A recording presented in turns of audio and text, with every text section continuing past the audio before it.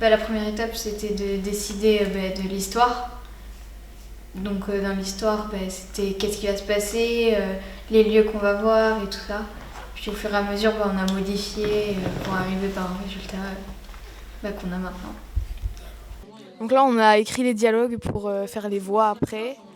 Et donc ça va être les dialogues qu'on va entendre dans le jeu.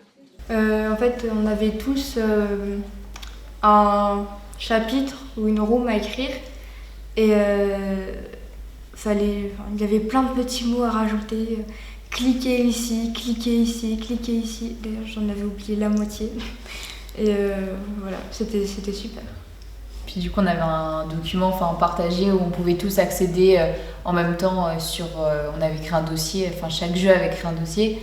Et du coup, on avait toutes nos photos, nos personnages, nos objets, nos dialogues, tout sur ce dossier. Du coup, on pouvait tous y accéder, tous modifier le document. Du coup, on avait écrit toutes les rooms. Au milieu des séances, je crois à peu près, quand on a voulu tout écrire, tout bien écrire et tout ça au propre un peu, tout le monde était à fond sur tous les ordinateurs et on était tous comme ça en train d'écrire. Et le truc qui défilait, c'était super. Je crois que c'est le moment que j'ai préféré dans le truc. Mais non, sinon c'était cool. Et puis on voyait chaque ordi, quand tu passais derrière, telle personne écrivait ça, l'autre, et c'était cool. Chaque avancée de chacun. Donc tu voyais le document qui prenait forme petit à petit. C'était beau à voir l'ensemble. Donc voici notre équipe. On a Jonathan qui s'occupe du son et des bruitages. On a Elsa là-bas qui est scénariste avec moi. On a Mathéo qui s'occupe de dessiner tous les personnages, objets, etc. Et Florent là-bas qui est programmeur. Donc notre jeu s'appelle Port of Call. C'est un jeu c'est l'histoire d'un homme ou d'une femme qui veut rendre visite à son ami à Noirmoutier en bateau en partant de l'île-Dieu. Mais il a un problème, c'est que pour partir en bateau, il peut pas partir comme ça, il n'a pas le matériel, il va devoir parcourir un peu l'île-Dieu pour pouvoir récupérer du coup tout le matériel.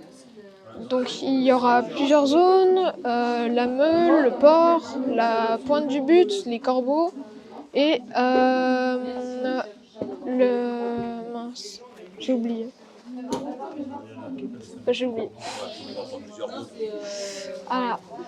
Et donc, par exemple, pour pouvoir passer à la meule pour acheter une glace, etc., il devra aller chercher de l'argent sur une zone. Il pourra choisir entre plusieurs endroits, mais pour pouvoir choisir dans les endroits, il doit récupérer un vélo au corbeau, etc. Ah non, ça a été compliqué au début de choisir une histoire pour se mettre d'accord. On avait plein d'idées et ça nous a fait perdre beaucoup de temps. On a mis beaucoup de temps à choisir l'histoire, de finir le scénario. Même encore là maintenant, on n'est pas sûr du scénario, donc le dialogue c'est pareil. Et voilà. Et au début, on était vraiment sur le scénario, etc. On avait toutes les rooms à écrire. C'était assez long d'ailleurs l'écriture, mais après c'était bien parce que du coup après on avait la récompense de faire le jeu en lui-même et après de créer les sons. Donc j'ai un peu aussi touché à tout, pas trop en programmation. Au design, j'ai aidé aussi un petit peu, mais après c'est bien aussi de revoir, d'essayer tous les métiers qu'on peut faire pour créer un jeu vidéo.